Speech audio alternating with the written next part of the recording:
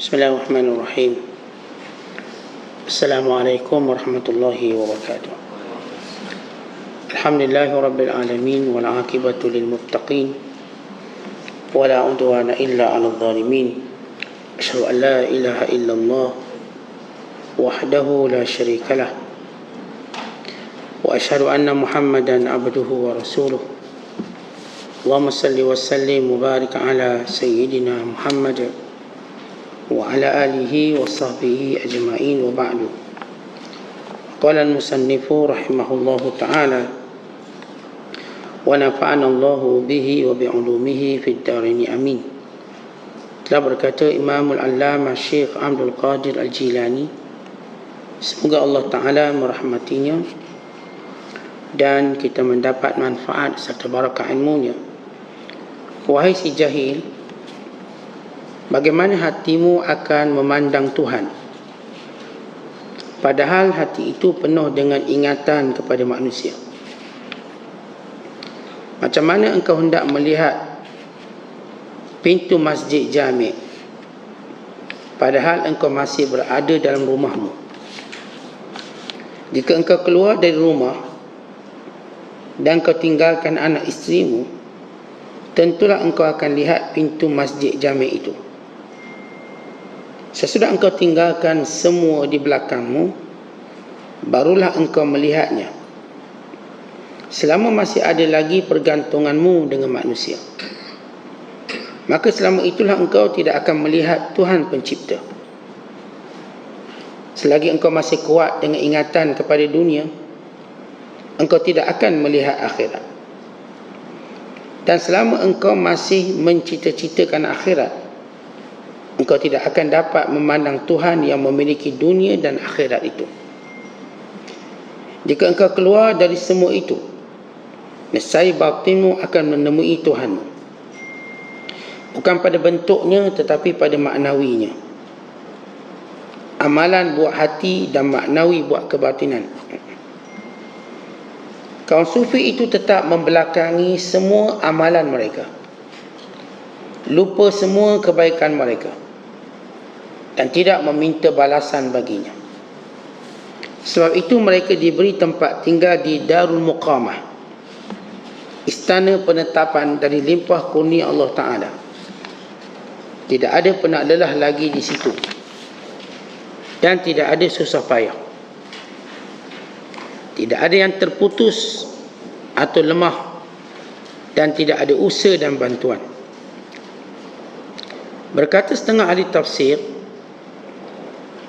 mengenai maksud firman Allah Ta'ala ini, la yamassuna fiha nasabun wa ma hum minha bimukhrajin. Tidak ada padanya penat lelah, yakni tidak ada fikiran tentang makan minum anak isteri. Dari mana hendak diusahakannya? Muslimin dan muslimat sedang penonton yang dirahmati Allah sekalian, kalau sebelum ini kita telah menyebut bagaimana cara menundukkan hawa nafsu, bagaimana cara menjadikan hawa nafsu senantiasa patuh kepada perintah Allah Subhanahu Wa Ta'ala, dengan cara senantiasa mengawalnya, dengan sentiasa menundukkannya dengan kelaparan, dengan meninggalkan yang haram, dan tidak mengambil dunia yang melalaikan.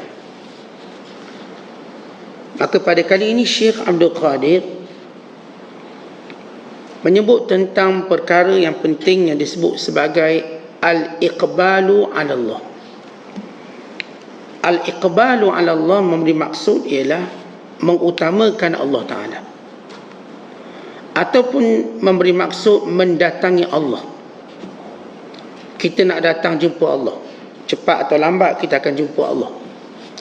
Itu secara umum manusia. Tapi hamba-hamba Allah yang dekat sudah memilih untuk bertemu Allah lebih awal. Bukan maksud bertemu Allah dengan makna mati, yang merupakan hukum pada semua makhluknya yang akan bertemu Allah. Inna lillah wa inna ilaihi raji'un, thumma ila rabbikum turja'un. Kemudian kepada Tuhan kamu akan dikembalikan, Semua orang akan kembali pada Allah. Semua orang akan mendatangi Allah, cepat ataupun lambat, apapun sebab dan musabab. Walaqad khalaqnakum, sebagaimana Allah Ta'ala sebut dalam Quran, walaqad ji'tumuna furada kama khalaqnakum awwala marrah. Kamu pasti akan mendatangi kami berseorangan, bersendirian, sebagaimana kami jadikan kamu bersendirian. Maksud menjadikan kamu bersendirian, bahawa kita walaupun kiri kanan kita ada kawan, ada sahabat, ada teman, ada pasangan, kalau kita sakit, kita seorang je rasa. Kalau kita lapar, kita seorang je rasa. Kalau kita mengantuk, kita seorang je rasa. Semua emosi itu kita je rasa. Emosi orang lain kita tak boleh rasa. Maka apa yang menimpa kita, kita akan rasa. Kita tak mungkin rasa sakit perut orang lain. Yang kita sakit perut, kita sakit perut. Maka kita bersendirian. Dan nanti kita akan pulang kepada Allah secara bersendirian betul-betul, seorang-seorang. Tetapi orang yang dekat dengan Allah sudah memilih untuk kembali pada Allah lebih awal. Bahkan mereka menikmati kelazatan bersama dengan Allah, yang disebut sebagai ma'iyatullah, kebersamaan dengan Allah. Sebagaimana Allah Ta'ala menyebut dalam Al-Quran, Inna Allaha ma'ana, sesungguhnya Allah sentiasa bersama dengan kita. Wa huwa ma'akum aina ma kuntum, dan dia Allah sentiasa bersama kamu di mana pun kamu berada. Maka untuk mendapat al-iqbalu ala Allah, untuk kita pulang kepada Allah, untuk kita mendatangi Allah dengan rasa kebahagiaan, dengan rasa ketenangan, dengan rasa kekuatan tanpa ketakutan, dengan rasa ketenangan tanpa kebimbangan, maka kena kembali pada Allah. Dalam hati kita, kata ulama, ada kegelapan. Hati ini gelap. Dan dalam kegelapan tadi datang pelbagai bentuk gangguan-gangguan. Hati ini dah gelap, datang dengan pelbagai gangguan-gangguan yang kita tak mungkin selamat daripada kegelapan hati dan gangguan-gangguan dalam kegelapan hati, melainkan kita kembali pada Allah, menyerahkan urusan kita pada Allah, mencampakkan diri kita di hadapan Allah, tanpa pergantungan dengan mana-mana makhluk Allah yang lain. Maka ketika itulah Allah Ta'ala akan membuang kegelapan dalam hati kita. Buang gelap. Bila hati ni gelap, maka penyakit datang macam-macam tanpa kita sedari. Datang penyakit syak, datang penyakit wasangka buruk, datang penyakit cemburu, datang penyakit dendam, datang penyakit hasad, datang penyakit putus asa, datang penyakit takut, duka cita, datang penyakit kedekut, semua datang. Kerana bila gelap je hati, benda ni semua datang tanpa kita dapat menyuluhnya, yang ni tanpa kita menyedarinya. Tahu-tahu kita kalau duduk dalam gelap, benda datang mana kita tahu? Dah gelap. Tahu-tahu kena atas kepala kita, tahu-tahu kena atas kaki kita, tahu-tahu lebam dah mata kita. Maka hati ini ruangannya gelap. Tidak mungkin ia punya cahaya melainkan bila mana kita menuju kepada Allah, yakni kembali pada Allah. Atau dengan bahasa yang disebut oleh Syekh Abdul Qadir, kita mula meletakkan keutamaan pada Allah dan menyerahkan urusan pada Allah. Campak diri kita biar kita terdampar di hadapan Allah Subhanahu Wa Taala. Dan ketika itu barulah Allah buang kegelapan kita. Kata ulama, bahawa cinta kepada Allah dan mengenali Allah, cinta pada Allah, mengenali Allah, berterusan menyebut nama Allah, tenang dengan Allah, gembira dengan Allah, dan mentunggalkan Allah ataupun mengesakan Allah dalam cinta, takut, harap, tawakal dan dalam segala urusan, dan mengetahui bahawa Allah sahaja yang menguasai, mengetahui bahawa Allah Subhanahu Wa Taala sahaja yang boleh menghilangkan segala kedukecitaan, segala tekanan hidup, maka ketika itulah barulah dia dapat merasakan syurga dunia dan nikmat yang tidak boleh dibandingkan dengan mana-mana nikmat. Dan inilah cara kehidupan yang disebut sebagai kehidupan para muhibbin dan para arifin. Muhibbin itu golongan yang sentiasa mencari cinta Allah. Kita ada kalangan makhluk manusia yang kerjanya cari cinta manusia. Ni kalau manusia tak sebut cinta pada dia, susah hati dia. Kan dia pencari cinta manusia. Kalau dia nampak kurang sikit cinta orang pada dia, susah hati dia. Dia nampak orang tak layan sikit kat dia, susah hati. Ini para pencinta manusia. Ada pula para pencinta material, harta. Duit dia kalau kurang sikit, kelang kabut dia. Niaga dia kalau kurang sikit untung, kelang kabut dia. Kerana dia pencinta dunia. Ada pula kalangan yang pencinta pengaruh. Dia nak pengaruh, cara halal ke cara haram tak apa. Kalau pengaruhnya mula kurang, maka menjadi gelap dunia dia. Ada kelompok manusia pula yang mencintai dunia. Maknanya dia nak duduk sini tak nak mati. Dia mencintai dunia, maka dia mencari segala sebab-sebab untuk dia kekal kat dunia, yang dinamakan gaya hidup sihat itu dan ini. Yang penting dia nak kekal di dunia. Bukan dia dengan sombong berkata saya tak mungkin akan mati, atau dia berkata saya tak akan mungkin mati awal kerana saya jaga kesihatan. Ini para pencinta dunia. Tuan-tuan, kita nak buang semua ni. Kita nak jadi pencinta Allah SWT, dan kita nak jadi golongan arifin yang mengenali Allah dengan sebenar. Maka kalau sekiranya kita letakkan kecintaan kita pada Allah, maka hilanglah kegelapan hati. Satu. Yang kedua, hilanglah perkara yang mendatangi kita ketika mana hati kita gelap. Hati kalau gelap pun masalah. Dan hati kalau gelap, kita tak boleh refleks perbuatan kita. Kita tak boleh sedar salah kita kat mana. Kadang-kadang yang kita buat benda yang dilarang, kita pertahankan benda tu. Sebab kita tak ada reflect dalam diri. Kadang-kadang benda yang melalaikan kita terus buat kerana kita tak ada reflect dalam diri kita. Kadang-kadang kita nampak benda ni merugikan agama kita, kita berterusan juga buat. Rugi agama awak, tak, saya tak kira. Oleh sebab itu kata Syekh Abdul Qadir, kita nak, bila Syekh Abdul Qadir menamakan kelompok ni, orang jahil, dengar sini orang jahil. Wahai orang yang bodoh, dengar sini. Wahai orang yang membinasakan diri sendiri, dengar sini. Wahai orang yang kehilangan dirinya sendiri, dia hilang diri dia sendiri, dia tak tahu dia siapa. Dengar sini, bahawa hatimu tidak mungkin dapat memandang Tuhan. Tak mungkin. Lagi mana dalam hati kamu penuh ingatan dengan manusia. Baik, bila kita sebut tadi, kenapa kita cuma nak memandang Allah? Sebab dia sumber kebahagiaan, sumber kekuatan, sumber ketenangan. Allah ialah sumber kehidupan kita sebenar. Bila kita merasakan yang lain sumber kehidupan kita, maka kita dah sombong. Allah Ta'ala berfirman, kalla innal insana la yatgha ar-ra'ahu istaghna inna ila rabbika ruj'a. Kata Allah, jangan macam tu. Manusia itu sombong bila dia rasa dia tak perlukan Allah. Ada orang yang rasa tak perlukan Allah, maksudnya dia tak nak peduli hal haram. Orang kata haram awak buat ni, dosa ni, Allah murka ni, datang azab nanti, datang bencana nanti. Tak ada. Bagi dia, dia tak perlukan Allah. Dia ada segala-galanya yang disebut dunia dia.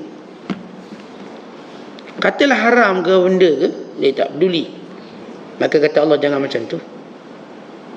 Kamu jangan buat macam tu.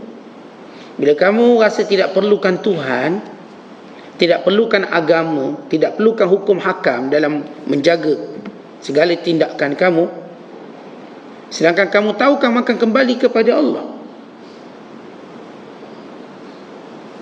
Inna ila rabbika ruj'a. Sesungguhnya pada Tuhan kamu akan ruj'a, kembali. Kamu akan kembali. Kata kita bila rasa kita tak tertaluk dengan hukum hakam, dosa, pahala, amaran dan azab, Bukankah kita akan kembali pada Allah? Yang nak tukar jantina,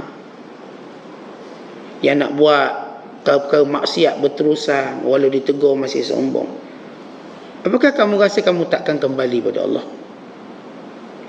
Jadi manusia yang macam ni, yang dia cuba untuk berbahagia dengan meninggalkan Allah, tak boleh. Tak mungkin boleh. Kerana Allah telah menjadikan sumber kekuatan manusia ialah Allah, Zat yang agung ini. Sumber rezeki utama kita Allah, tenang kita Allah, yang menghilangkan duka cita kita Allah, cahaya kehidupan kita Allah. Allah Ta'ala berfirman dalam surah An-Nur ayat 40, kata Allah, wa man lam yaj'alillahu lahu nura fama lahu min nur. Siapa yang Allah Ta'ala tak beri kepadanya cahaya, dia tak akan ada cahaya. Apa maksud cahaya? Tentang cahayanya kebahagiaan. Cahaya suatu yang kita nampak dalam perjalanan kita sehingga kita tenang. Kita kalau berjalan tempat gelap, kita tak mungkin tenang. Jalan bercahaya, kita pun tenang. Anak-anak kita bila lampu terang benderang, dia tenang, dia boleh bergembira. Tutup lampu, dia menangis, takut. Itu ketika mana budak ini belum punya akal. Dan realiti bila dia punya akal, bukan lagi ketakutan pada kegelapan tidak punya lampu, tetapi tidak punya cahaya dari Allah. Seorang yang dalam hidupnya tak ada cahaya Allah, dia mula rasa takut, bimbang, duka cita berpanjangan, ketakutan berterusan. Dia seperti orang gila mencari kebahagiaan. Akhirnya dia buat benda gila-gila untuk bahagia. Sebab apa? Sebab memang dia gila pun. Ada orang bila nak cari kebahagiaan, dia buat perkara gila-gila. Apa benda dia buat, kita pun tak nak fikir.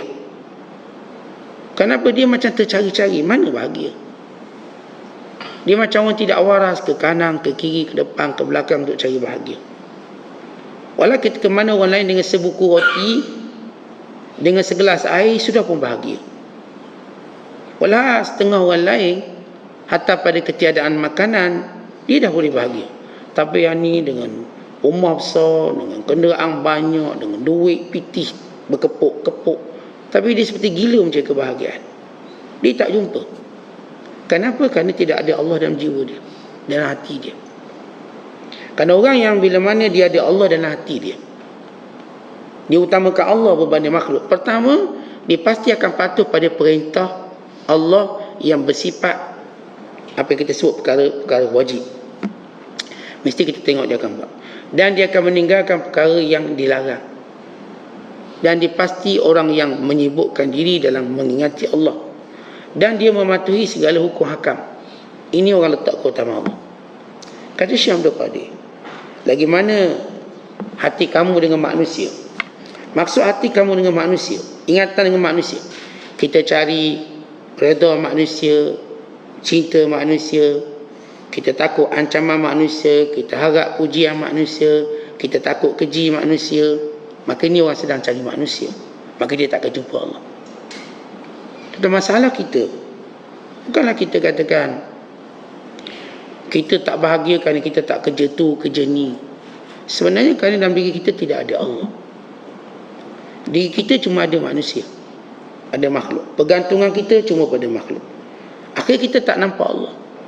Walau Allah dekat dengan kita, dekat. Kita duk rasa macam makhluk ni dekat dengan kita, walau makhluk jauh dari kita. Hatta makhluk ni kalau kubur di sebelah kita pun jauh. Tuan-tuan nak tahu jauh tak jauh makhluk? Kita dengan isteri kita tidur sebantal. Kita dengan isteri kita tidur sebantal. Bahkan mungkin berpelukan dalam tidur. Tapi bila mana kita bermimpi, kita tak jumpa dia. Tanya orang yang tidur sebantal dengan isteri dia, dengan suami dia, berpelukan. Apakah masa dia mimpi dia jumpa isteri dia? Atau dia jumpa suaminya? Dia berada tempat lain. Walau orang ni dalam pelukan dia. Kenapa? Sebenarnya kita jauh. Tentang kita tengok waktu kita sakit, ni orang keliling kita ni simpati dan ziarah, tapi sebenarnya mereka jauh dari kita. Yang dekat dengan kita Allah. Orang sakit teruk, dah kita punya nafas dah macam ombak, dah dekat sakaratul maut. Waktu itu apakah orang keliling kita tu kita rasa dekat? Mereka jauh. Allah kata, wa nahnu aqrabu ilaihi minkum.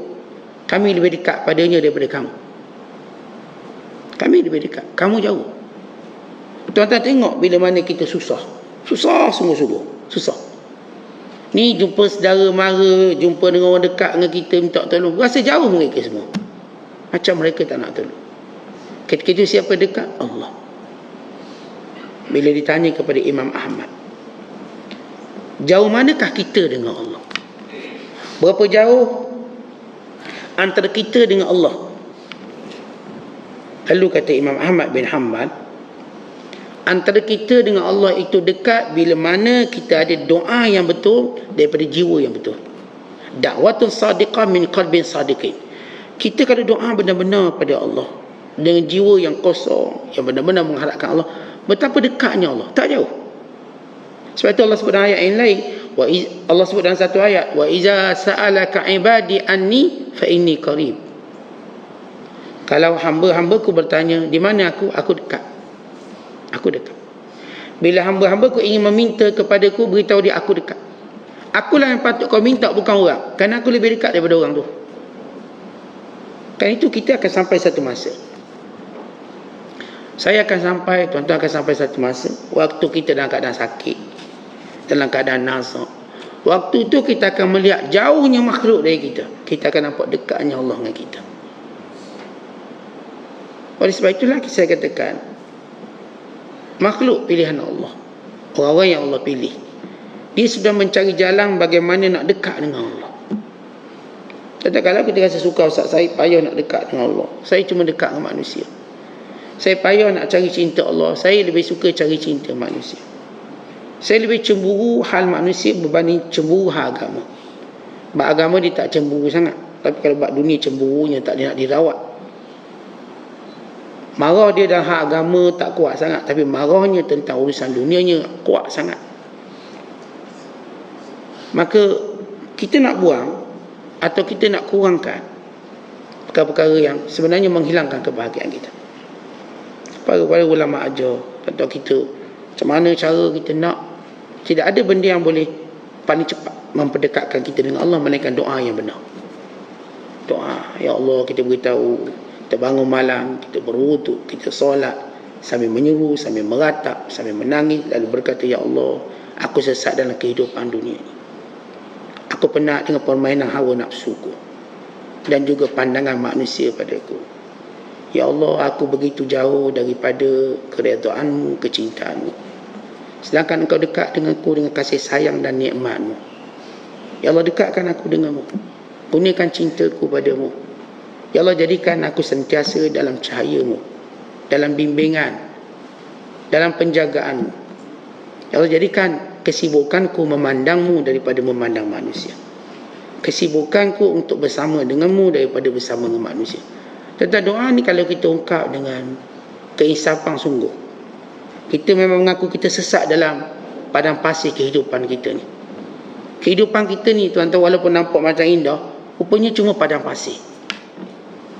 Tak ada apa. Memang nampak indah, tapi bila kita diselubungi masalah, kita macam duduk di padang pasir. Tak ada air untuk kita minum walau seteguk. Dah dalam keadaan susah sangat ni. Tak nampak apa dalam hidup ini, cuma padang pasir. Tak tahu mana tepi, mana ujung. Yang kita tahu kita akan binasa. Ketika itu doa orang berada di padang pasir seumpama doa orang berada di tengah laut. Yang mengadu kepada Tuhan, yang meminta kepada Allah, pasti dia akan rasa pendekatannya. Oleh sebab itu duka cita kita hari ini, yang kita katakan dalam hidup kita ni banyak duka cita dunia. Dia panggil humum dunia. Kerana kesungguhan kita untuk fikir dunia. Kita kalau buat dunia sungguh sangat, sungguh. Kita dalam mencari cinta orang ni bersungguh, sungguh sangat-sangat. Seminit, 2 minit pun kita kira kalau dengar orang. Tapi dengan Allah kita tak kira. Kita hak orang bila kurang beri pada kita 1%, 2%, marah kita. Ni kita beli harga RM1, kita bagi duit RM5, dia balik RM3. Mana lagi RM1? Ini boleh bertumbuk sampai mati. Tapi bila hak kita kurang dengan Allah, kita tak marah diri kita. Walau yang bagi rezeki Allah, yang bagi segala nikmat Allah, tapi hak kita dengan Allah kurang, tak ada pula kita nak marah. Kalau lah Allah marah macam kita marah waktu hak kita dikurangkan, pasti tak ada seorang di atas muka bumi ni. Macam saya katakan, kalau tuan pergi kedai, orang buat balik duit tu tak cukup, tuan marah tak marah? Marah-marah, tara mana marah? Ini kalau kita beli barang kat Kuala Lumpur, kat Kuala Lumpur, lepas dekat Johor baru kira duit tu tak cukup, patah balik. Padahal duit tu je RM40, tak kira lah. Marah ni. Kurang RM10 duit saya dia balik, kita patah balik. Pergi balik KL 3 jam lagi. Pergi balik, bayar tu 2 kali pun tak apa. Kenapa? Hak kita dikurangkan. Begitu manusia marah. Lalu kita tak tertanya ke, atau tak tanya, bila kita kurangkan hak Allah? Kalau Allah marah macam kita, habislah kita ni. Tapi Allah penyayang, Allah pengampun. Allah terima kekurangan kita tadi. Allah terima. Allah tahu kelemahan kita dalam memberi hak Allah. Tapi tuan-tuan, sampai bila Allah akan bagi tempoh tu pada kita? Sampai bila? Kerana kita tahu sampai satu waktu penangguhan ini akan berakhir dengan wa imma, dengan kita taubat, maka kita selamat. Wa imma akan diturunkan azab, maka kita binasa. Nabi bersabda, innallaha la yumli 'ala adh-dhalim. Allah terus memberi tempoh kepada orang zalim. Allah beri tempoh. Wa idza akhadahu lam yuflithu, tapi bila sampai masanya dia masih terus macam tu, maka Allah tak akan lepaskan dia. Ya Allah beri tempoh, kadang kita lalai, kita cuat, kita ni begitu cemburu hak manusia tapi tak cemburu hak Allah. Kita ni begitu cinta hak dunia, tak cinta hak Allah. Baik, Allah biarkan kesalahan tadi untuk satu tempoh. Sampai waktunya Allah tak akan lepaskan kita. Allahumma illa malaikat kita taubat. Bagaimana kita ni sampai tak nampak Allah ni, sampai nampak manusia? Kata Syekh Abdul Qadir, bandingannya begini. Macam mana kita nak nampak masjid kalau kita duduk dalam rumah? Bukankah hijab dinding, hijab pintu, hijab segala perhiasan dalam rumah memustahilkan kita melihat masjid? Walau seruan masjid itu kita dengar Allahu Akbar, Allahu Akbar, hayya 'alas salah, hayya 'alal falah, dengar masjid tak nampak. Kita tak mungkin nampak, jauh sekali untuk berada di dalamnya, melainkan kita mesti tinggalkan rumah kita seketika, melangkah keluar, tinggalkan anak isteri, berjalan, walau mungkin perlahan, tetap akan sampai. Apatah lagi yang laju, akhirnya kita akan mendapati diri kita berada dalam masjid jami' tadi. Syekh Abdul Qadir beri satu analogi mudah. Tentang yang kita tak nampak Tuhan ni macam mana? Sebab kita terus duduk dengan makhluk, banyak masa dengan makhluk, letak pergantungan pada makhluk, tolong-tolong pun dengan makhluk. Cuba kita keluar sekejap daripada lingkungan kelompok manusia. Kita biar punya masa khas untuk kita dengan Allah. Ada masa ini untuk Allah. Nescaya kita akan dapati, kita akan nampak Allah. Itu para ulama menyebut mazahir atau gambaran orang yang benar-benar nak mendatangi Allah. Orang benar-benar dia nak pulang ke pangkuan Allah. Orang yang benar-benar dia nak memandang Allah, maka dia akan buat 4 perkara. Yang pertama, kata ulama, al-ilmu syar'i. Dia mula menyibukkan dirinya dengan ilmu syar'i.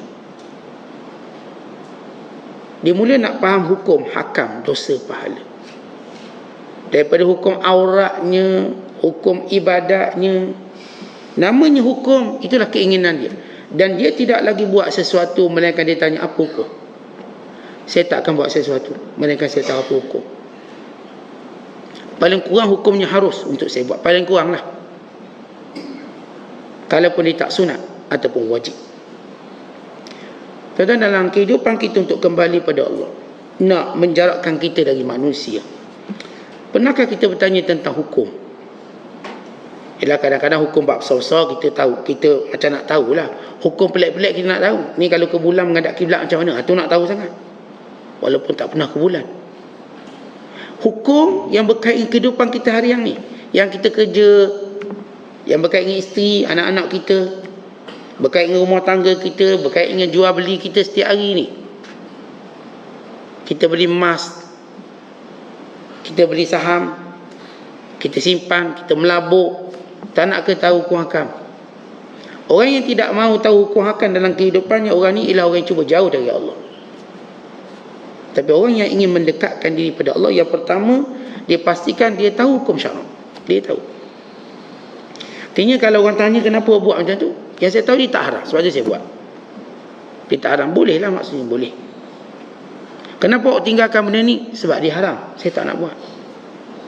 Sebab dia haram, bukan saya tak pandai buat, kerana benda tu haram. Saya takkan buat benda yang haram, benda yang dosa tak buat. Orang ni ialah orang-orang sedang yang menapak kaki untuk berjalan menuju Allah. Tapi kalau kita kata atas nama sufi, atas nama ilmu makrifat, dia kata dia nak berjalan, nak kenal Allah, ni geng-geng makrifat secara batini, tapi dia nak tinggalkan segala hukum hakamnya. Dia tak nak mengaji fiqh-fiqh, tak nak. Kita lihat apa kata ulama. Man tasawwafa wa lam yatafaqqah faqad tazandaqa. Siapa nak bersufi tapi tak nak berhukum hakam, maka dia menjadi zindik. Apa itu zindik? Zindik ni orang pura-pura beragama tapi dia tak ada agama sebenarnya. Tentang kalau kita warga negara, antara sifat warga negara ialah patuhi undang-undang. Itulah warga negara. Kalau kerja kita nak lawan negara, macam kita ni pemberontak, macam kita ni orang negara lain, hidup negara dia, dia duduk kutuk negara dia, nak puji negara orang. Maksud orang ni bukan orang warga negara, dia tak memiliki sifat warga negara. Maka orang yang tak sibukkan dirinya dengan ilmu syar'i, dia tak mungkin datang bertemu Allah.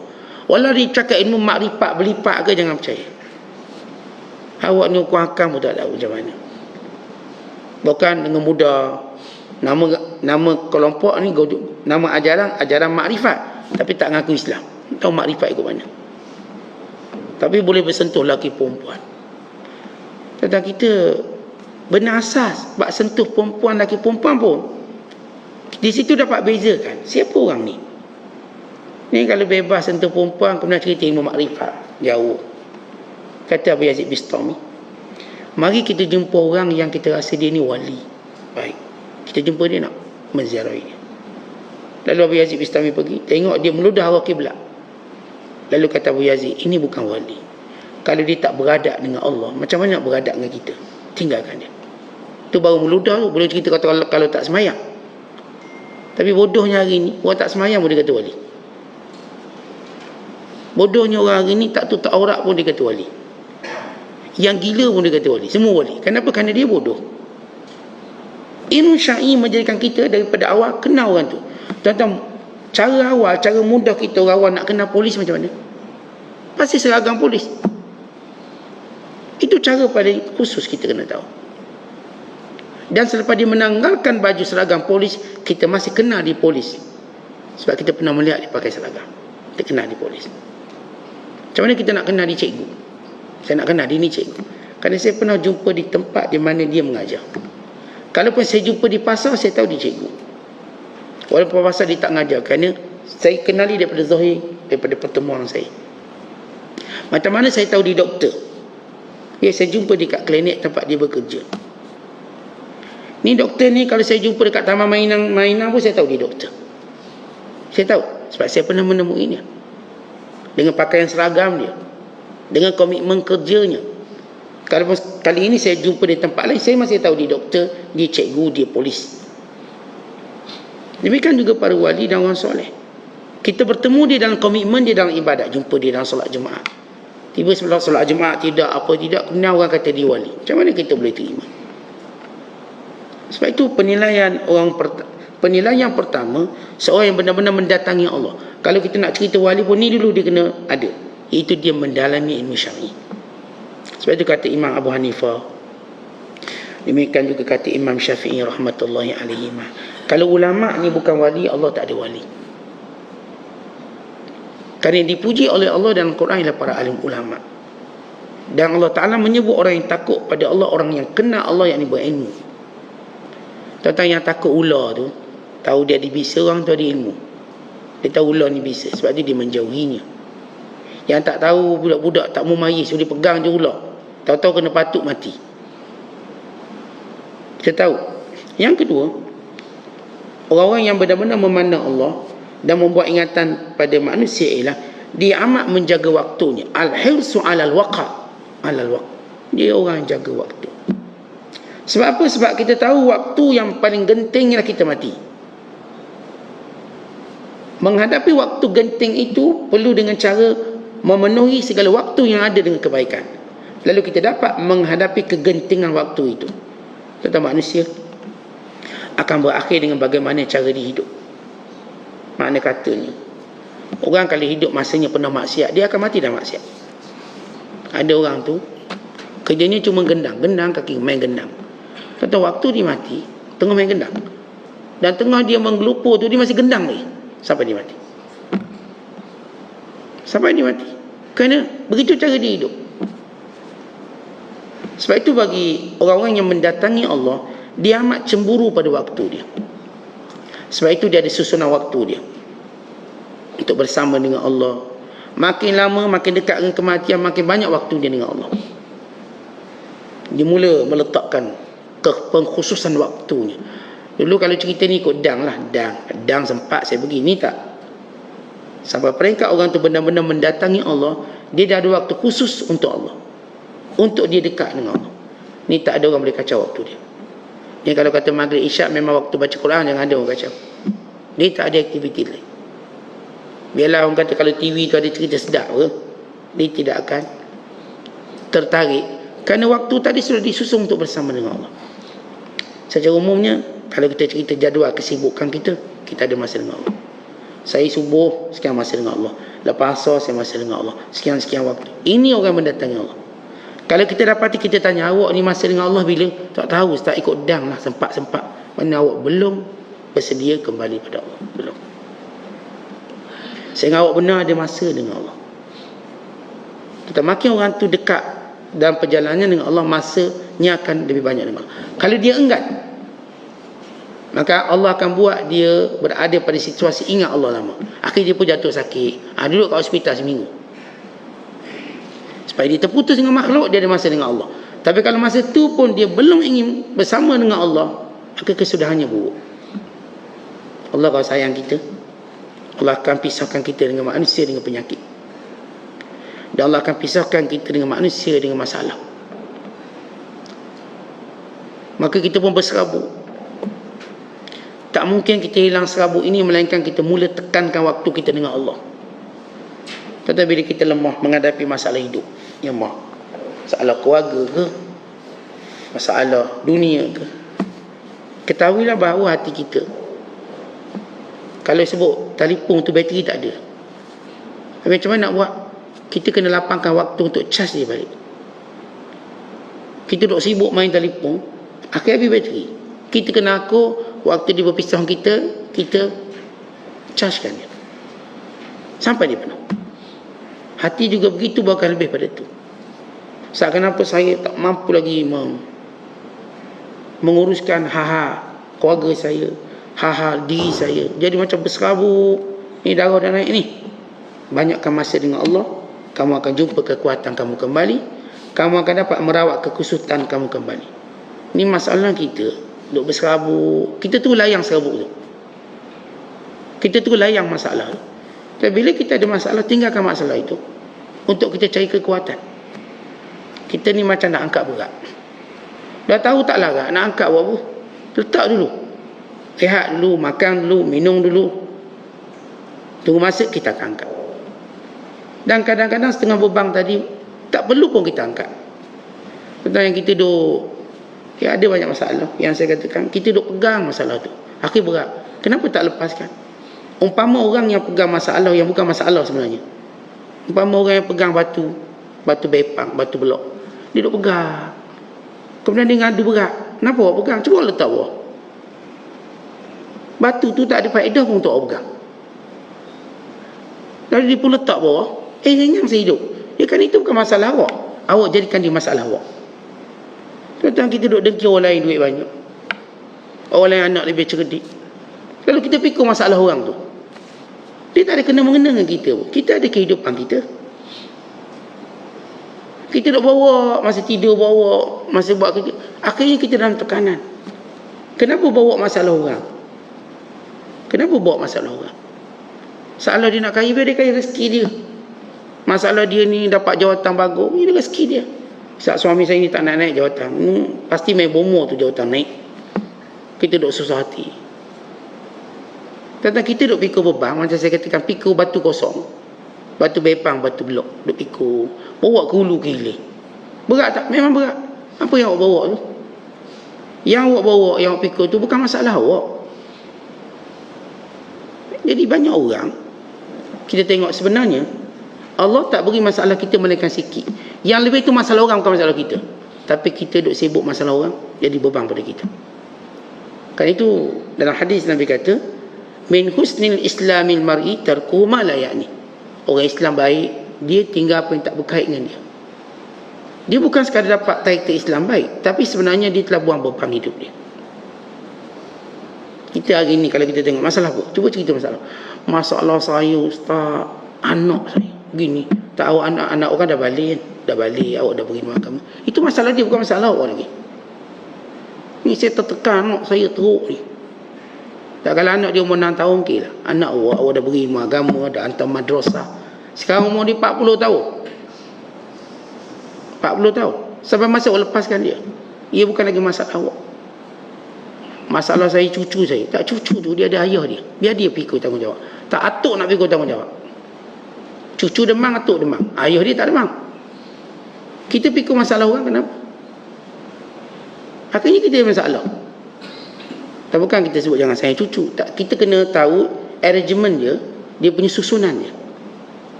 Susunan tanggungjawab. Sebab tu dalam Islam disebut, siapa yang akan beri nafkah? Siapa akan beri nafkah? Untuk orang yang tak beri nafkah, jangan duk menyibuk nak fikir benda tu. Ni nafkah pada dia. Jadi kalau sekiranya dalam perkahwinan, okay, suami beri nafkah. Okay, biarlah suami fikir tentang nafkah. Kita tak payah fikir. Kita fikir kerja rumah kita. Ni kita sini nak fikir macam mana abang dapat duit. Susah hati kita. Kayaknya kita tanggung masalah yang bukan masalah kita. Artinya, tuan-tuan sekian, masalah yang kita hadapi hari ini ialah bagaimana kita tak boleh buat susunan tanggungjawab kita ataupun urusan kita. Sebab itu penting penyusunan waktu kembali. Kita kena tahu ini waktu kita dengan Allah SWT. Yang saya sebut contoh tadi, kalau kita rasa lemah, dah masalah banyak, banyakkan lagi masa dengan Allah, nescaya Allah beri balik kita kekuatan untuk selesai masalah kita. Saya dah bagi contoh macam telefon. Dan memang bateri dia dah habis, tuan-tuan kena cas lah. Apa pun jenama telefon tu, yang mahal sat telefon kita ni. Kita punya telefon Apple sat, Apple. Kita punya telefon jenama sekian, buah ni, buah tu, buah ni. Tak kira lah awak punya telefon macam mana mahal awak beli pun, bila bateri dia habis, dia tak ada guna. Telefon bila dia tak berguna? Bila tak ada bateri.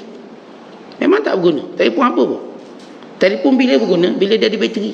Walaupun Nokia lama tu, bateri dia ada 4 hari ada tahan. Ni berguna.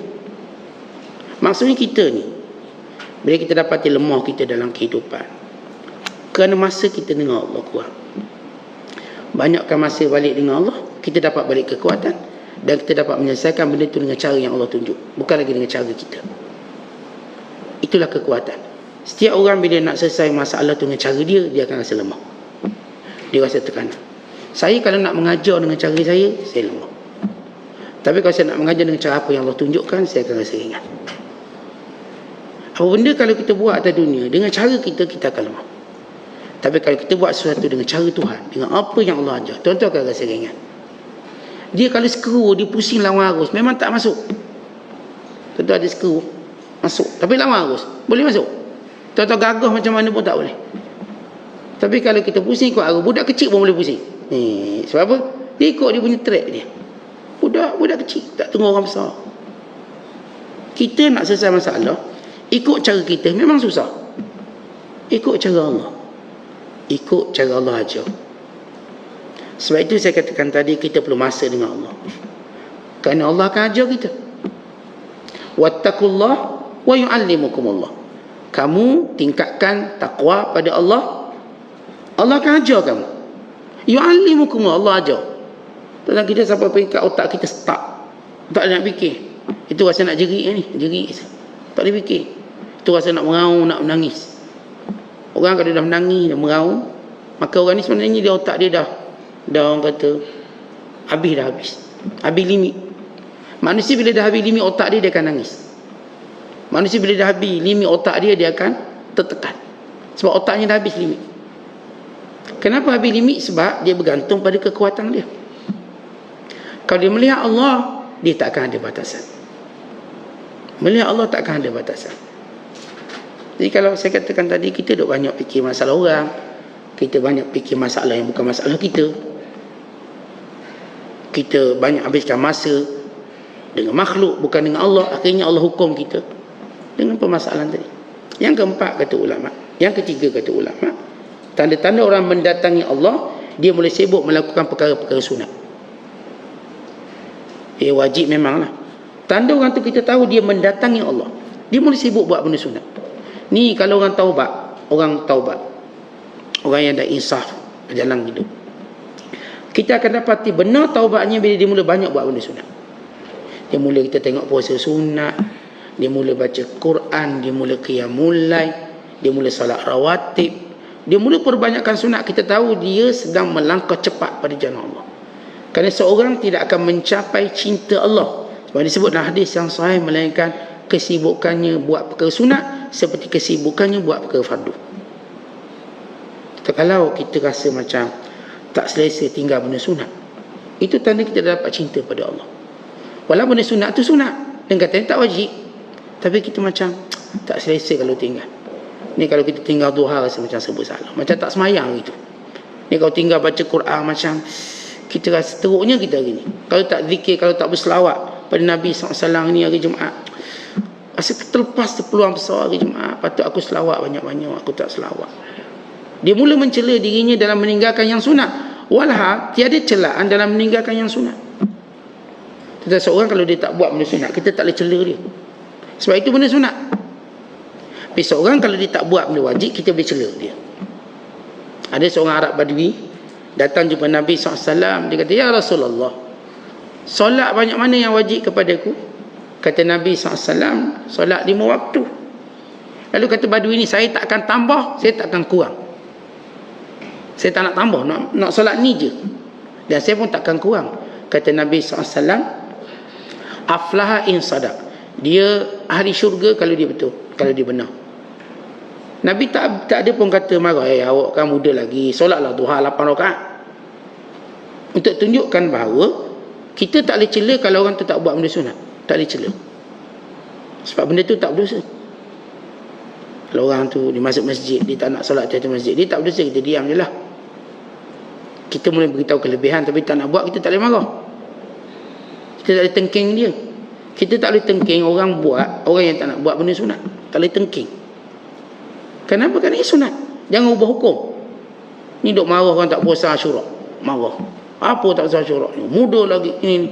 Ya duk marah-marah kenapa? Kan sunat. Dan saya tak nak puasa, ikut saya lah. Ya, itu hak dia. Hak dia. Kan ada para sahabat ada yang tak buat benda ni, ini buat yang ni, ini buat yang ni. Masing-masing cara masing-masing. Ya, kita tak boleh cela, kita boleh galakkan galak. Okey, kita galaklah puasa Asyura ni, puasa Tasu'a, puasa bagus puasa ni. Tapi kalau orang tak nak, saya nak makan lah. Tak apa, makan lah. Jadi awak je tukang masak senang, boleh rasa makanan kita. Jadi kita tak boleh mencela dia. Kita duduk semayang rawatib, ni tak nak solat, dia nak solat fardu, kita pun tak boleh cela dia. Yalah, dia tak nak solat. Tapi tanda orang bila dia disayangi oleh Allah. Dan masa sama kita juga kena faham hukum. Tiada celaan pada perkara, pada orang meninggalkan perkara sunat, tiada celaan. Kerana ia berkait kemampuan dia dan sebagainya. Tapi kalau dia benar-benar orang yang melangkah laju pada jalan Allah, dia mula sibuk buat benda sunat sebagaimana kesibukannya menjaga yang fardu. Dan yang keempat kata ulama, dia mula pendek angan-angan. Dia mula rasa mati itu dekat dengan dia. Sebagaimana kita huraikan kata-kata Sufyan Ats-Tsauri semalam. Kisarul amal wartikabul mauti. Dia tak rasa umur dia panjang dan sentiasa memerhatikan kematian. Dan kita jangan pernah rasa umur kita panjang. Jangan pernah. Saya rasa saya boleh 10 tahun lagi. Jangan pernah. Khususnya bila perasaan tadi datang dengan penangguhan ibadat-ibadat dan ketaatan. Tapi kalau cuma saya rasa Ustaz, macam panjang, tanpa mengurangkan ibadat dan melekakan kita, okeylah. Walaupun itu pun tak patut kita rasa macam tu. Sebab tuan-tuan, mati, kita dah sebut mati ni, Allah tak pernah ikat syaratnya dengan sebab. Tapi Allah ikat mati dengan masa, sampai waktu. Lepas tu orang bila mati, kita kata dah sampai waktu dia, sampai ajal dia. Dia mati cara mana pun, cara kita macam percaya ke tak percaya ke, baru sembang tadi mati dah, ajal ni sampai. Baru tadi kita makan nasi lemak, akan mati dah sampai ajal dia. Dia bukan berkait syarat. Allah tak pernah ikat kematian dengan syarat, dengan sebab. Tidak pernah. Allah tak pernah mengikat kematian dengan sebab. Tetapi Allah Ta'ala mengikat kematian dengan tempoh waktu, ajal. Sebab dia sebut berpantang maut sebelum ajal. Ini orang tu walaupun ada sebab dia patut mati, tapi dah ajal belum sampai tak mati. Jatuh bangunan, langgar kereta api. Bayangkan, kereta api langgar dia pun tak mati. Langgar kereta, dia langgar lori, masuk bawah tayar lori, dah belum dia mati, dia tak mati. Ni kalau orang tu memang tak kena mati, dia langgar orang dengan lori, dia berlori tu mati. Sebab apa? Terkejut orang tu tak mati, dia pula mati. Artinya, ada saya tengok satu berita, ada seorang suami ni dibenci pada isteri dia, benci sangat. Dia ni ada pangkat tinggi. Ini cerita betul, yang berlaku lebih kurang mungkin sebulan lepas lah. Sebulan lepas. Dia ni pangkat tinggi polis, tapi dia benci bini dia. Allah, dia upah orang bunuh bini dia. Bini dia ni balik sekolah bawa anak, dia ada video dia tu, video. Lalu orang ni pergi tembak bini dia. Tembak tak mati, cedera, tapi tak mati. Maka cek, itulah ada CCTV. Cek, siapa? Cek punya cek, dapat tangkap penembak tadi. Maka penembak ni kata, yang suruh saya bunuh ialah suami dia. Suami dia ada pangkat besar. Polis serbu rumah suami dia mati dulu, bunuh diri. Dia niat nak bunuh bini dia mati dulu, bunuh diri. Lihat siapa sampai ajal dulu. Yang menghendaki orang mati bukan bermaksud dia akan mati lambat. Kadang-kadang ada orang hendak orang tu mati awal, dia mati dulu. Kan ini adalah ajal, bukan masalah kehendak kita. Saya Ustaz nak suruh dia biar dia mati awal, itu bukan kehendak Allah. Kerana bila datang ajal, kadang-kadang pembunuh yang cuba membunuh, pembunuh tu mati berbanding yang dibunuh. Pembunuh tembak, kawan tak mati, nazak lagi, dia lagi punya takut kena langgar di lori, dia mati dulu. Yang dibunuh belum lagi mati, sempat hidup, segar balik, kahwin, dapat anak 5, baru mati. Artinya itulah dia hukum Allah Ta'ala. Sebab itu tuan-tuan, bila kita sebut qisarul amal, kita kena sentiasa letak diri kita pada tempoh terdekat untuk mati. Jangan letak jauh, jangan letak lagi 10 tahun, jangan letak terdekat. Mungkin esok, mungkin lusa. Kita pun tak tahu siapa mati dulu. Saya tak tahu. Saya bila ziarah orang sakit, saya tak tahu siapa mati. Mungkin awak, mungkin orang ni. Kita tak tahu siapa mati dulu. Saya ingat bila satu cerita, bila kita melawat nenek kita, tak tahu, nenek saya nazak teruk, nazak. Kita orang ambil baca Yasin, nazak. Mak kita dah kelang kabut, pergi baca Yasin sekian.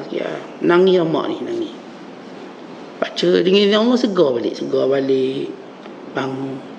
Lalu mak saya pun peluk, dia peluk. Sambil mak saya kata, kita pun tak tahu siapa mati dulu. Yang nazak nenek saya, yang mati mak saya dulu. Demikian Allah Ta'ala letakkan waktu dia. Kita duk sangka yang nazak ni mungkin mati dulu. Tak, ni yang segar tu mungkin dia mati dulu. Nak tunjuk begitu aja Allah. Jadi sebab tu kita bila duk tengok kematian atas dunia ni, ia makin kuat untuk kita rasa bahawa mati tu amat dekat dengan kita, bukan jauh. Orang-orang yang mati mula kita rasa dia begitu dekat dengan kita, untuk kita rasa begitu dekat mati kita dan giliran kita. Dulu kita mungkin dengar jauh-jauh orang mati. Makin lama kita mula mendengar orang paling dekat dengan kita. Yang mati tu kan dia duduk sebelah saya semalam. Tak lama lah tu. Awak pula. Yang mati tu kan memang jiran rumah saya tu. Tak lama awak pula. Kerana malakul maut dia dah masuk kawasan perumahan tu, nanti semua orang habis. Tetapi kita ni, kalau duduk satu taman perumahan, kalau pencuri masuk sebuah je rumah, semua orang rasa rumahnya akan dimasuki satu hari nanti. Semua pasang kad dah. Semua dah takut. Nanti kena rumah kita. Rumah sebelah dah kena tu. Rumah sebelah, kereta dia kena curi. Semua orang nak kunci kereta dia. Dah masuk dalam pagar dah. Kenapa takut? Takut gelerang kereta kita. Tapi aneh bila dalam satu taman seorang mati, tak ada pula orang terasa bahawa kita pula akan mati. Sedangkan malakul maut tu lebih kuat pada pencuri tu. Tapi kita macam saya sebut tadi, kalau pencuri masuk satu taman, curi sebuah rumah, semua orang akan rasa gelerang dia pula lepas. Nanti kita pula. Akhirnya pasang kad. Semua bayar 100 orang sebelah. Sebab apa? Dah 2-3 rumah kena curi ni. Memang kita kena curi.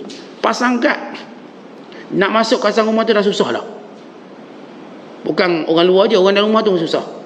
Sebab tak bayar pulang, tak boleh masuk. Hanya kerana pencuri masuk, dia mencuri 2 buah rumah. Tuan-tuan, malakul maut dah masuk taman rumah kita, dah 10 orang dah mati, 15 orang mati, 20 mati. Kita masih belum bimbang gelerang kita. Kita belum takut tentang gelerang kita. Maknanya kita ni hati mati betul, hati keras. Pencuri masuk, dia rasa juga takut. Dengar rumah sebelah orang minyak masuk, takut orang minyak. Habis rumah kena jampi belakang, takut orang minyak masuk. Padahal tak betul salah orang minyak masuk. Tapi dia punya takut satu kampung lah. Satu kampung. Tapi bila cerita malakul maut masuk, dah ambil nyawa sekian-sekian, dia tak rasa takut. Lihat jauhnya kelalaiannya. Sebab itu tuan-tuan, kita nak suburkan rasa dekat dengan mati. Bukan rasa dekat dengan mati sebab kita kecewa. Kadang kecewa pasangan, tak apalah, nanti saya matilah. Itu bukan orang ingat mati. Itu orang kecewa. Maksud ingat mati tadi, dia jadi nak buat amal lebih banyak, nak bangun tidur lebih cepat, lebih awal. Maka ini cara bagaimana seorang itu mendatangi Allah, meletakkan Allah keutamaannya. Jadi ini yang disebut oleh Syekh Abdul Qadir.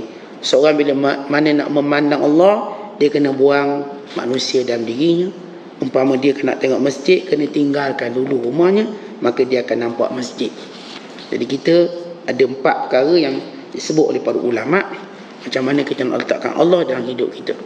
Kita kena tinggalkan manusia dengan cara ini. Bukan tinggal manusia kita kata saya dah nak tinggalkan orang, saya dah tak nak kawan siapa-siapa sebab saya nak dekat dengan Allah. Kita tak cakap macam tu. Tapi caranya ialah sibukkan diri dengan belajar. Caranya ialah dengan susun balik waktu kita. Caranya ialah dengan perbanyakkan ibadat sunat kita. Caranya ialah pendekkan rasa panjang umur kita tu. Nescaya dengan 4 perkara kita buat, kita mula meninggalkan manusia. Kita mula meninggalkan dunia dalam akal kita. Walau jasad kita dalam dunia, tapi akal kita bukan dengan dunia. Bukan sampai peringkat kata Syekh Abdul Qadir, kita meninggalkan akhirat, kita cuma nampak nak jumpa Allah. Maksudnya bila kita beramal cara umum nak syurga, nak pahala, last kali kemuncak kita rasa nak jumpa Allah, saya nak Allah. Bukan lagi syurga yang melihat, yang menjadi penglihatan kita, tapi Allah. Cinta pada Allah yang mencipta syurga itu. Kita mula-mula nak tengok kereta mewah ni. Lama-kelamaan kalau kita betul-betul benar-benar berilmu, kita nak tengok siapa pemilik kereta mewah ni. Siapa pemilik? Kagum kita bukan lagi pada kereta mewah tu, pada pemilik kereta mewah. Kalau benar kagum kita dengan dia, nanti dia bagi kita sebiji kereta mewah. Sebab apa kita kagum dengan dia? Sama juga bila sampai peringkat seorang itu, dia melihat segala kecintaannya pada Allah, bukan lagi pada syurga atau neraka, tapi pada Allah.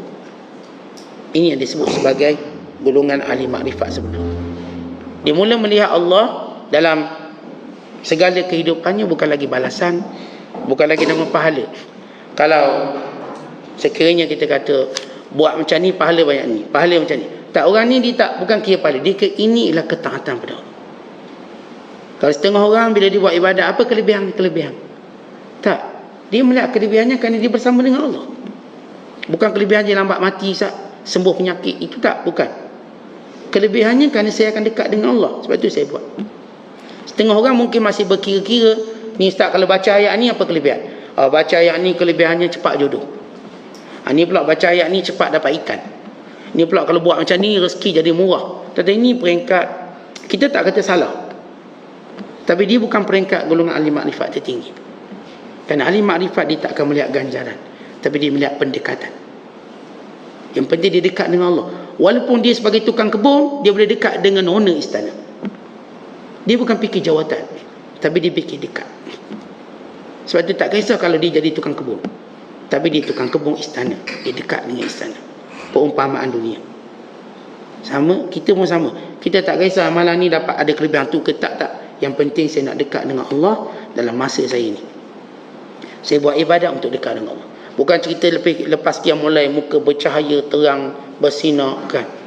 Tak apalah kalau muka saya tak percaya pun saya tak kisahlah. Saya nak dekat dengan Allah. Maka ini orang ahli makrifat, mereka bukan melihat faedahnya, tapi mereka melihat pendekatannya. Wallahu a'lam bishawab. Assalamualaikum warahmatullahi wabarakatuh.